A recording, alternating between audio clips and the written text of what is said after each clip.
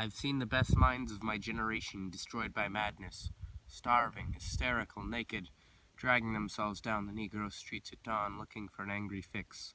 Angel-headed hipsters burning for an ancient heavenly connection to the starry dynamo and the machinery of night, who poverty and tatters and hollow-eyed and high sat up smoking in the supernatural darkness of Coldwater Flats, floating across the tops of cities contemplating jazz, who bared their brains to heaven under the yell and saw Mohammedan angels staggering over tenement roofs illuminated,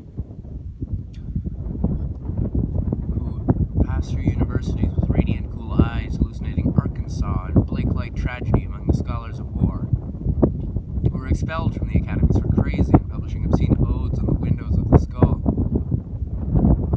who cowered in unshaven rooms and in underwear, burning their money in waste baskets and listening to the terror through the wall, who got busted in their pubic beards returning through Laredo with a belt of marijuana for New York, who ate fire in paint hotels, drank turpentine in Paradise Alley, death, or purgatoried their torsos night after night with dreams, with drugs, with waking nightmares, with alcohol, with cock and endless balls, incomparable blind streets of shuddering cloud and lightning in the mind, leaping out toward poles of Canada and Patterson, illuminating the motionless world of time, in between peyote solidities of halls, backyard green tree cemetery dawns, wine drunkenness over the rooftops, storefront burrows of tea-head, joyride, neon blinking traffic light, sun and moon vibrations, and the roaring winter dusks of Brooklyn, ashcan rantings and kind king light of mind, who chain themselves to subways for the endless journey from Battery to Holy Bronx on Benzedrine until the noise of wheels and children,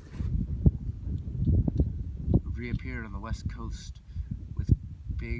investigating the FBI in shorts and beards, with big pacifist eyes, sexy in their dark skin, passing out incomprehensible leaflets, who burned cigarette holes in their arms to protest the narcotic tobacco haze of capitalism,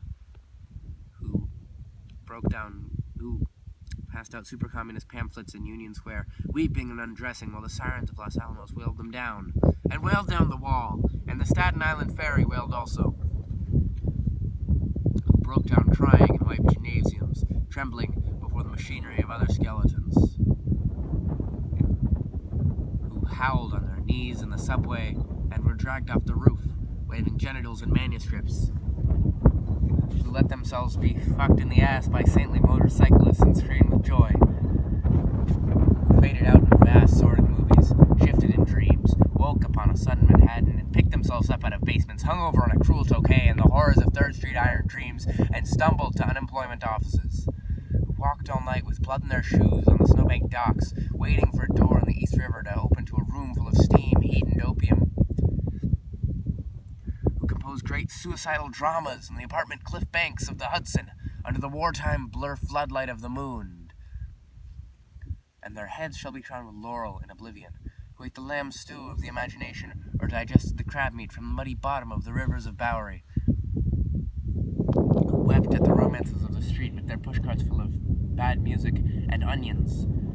who sat in boxes, breathing in the darkness under the bridge, and rose up to their lofts to build harpsichords, who scribbled all night, rocking and rolling, and reciting lofty incantations which in the yellow morning were stanzas of gibberish,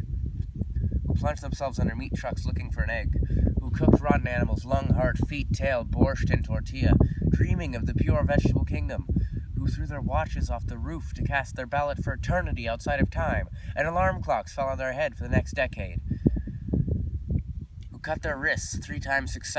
unsuccessfully, and were forced to quit and open antique shops where they thought they were growing old and cried,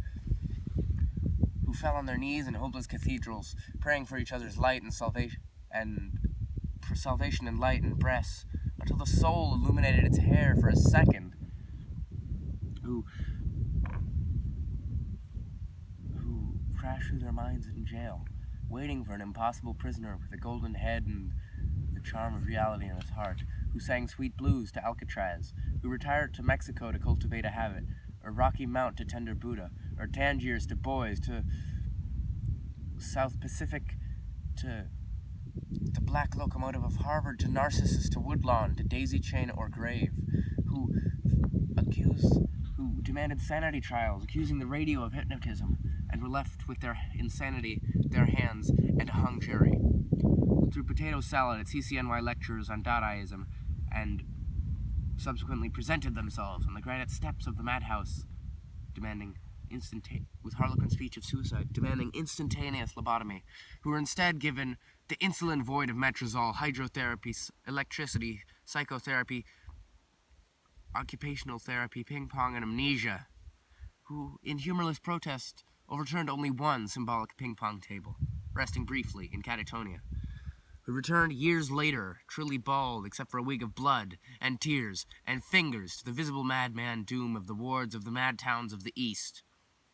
Ah, Carl, if you are not safe, then I am not safe, and now you're really in the total animal soup of time. And who therefore ran through the icy streets, obsessed with a sudden flash of the alchemy of the use of the ellipsis catalogue of variable measure and the vibrating plane. Who dreamt and made incarnate gaps in time and space between images juxtaposed, who trapped the archangel of the soul between two images, who joined the elemental verbs and set the noun and dash of consciousness together with a combined sense of pater omnipotens eterna deus, to recreate the syntax and measure of poor human prose, and stand before you speechless and intelligent and shaking with shame. Rejected, yet confessing out the soul to conform to the rhythm of thought in his naked and endless head. Who, the madman bum and angel beaten time, unknown, yet putting down here what might be left to say in time come after death, and who rose reincarnate in ghostly clothes of jazz, in the gold horn shadow of the band, and blew America's suffering mind with an Eli Eli Lama Lama Sabachthani saxophone cry that shivered down the cities to the last radio, and with the absolute heart of the poem of life butchered out of their own bodies, good to eat for 1,000 years.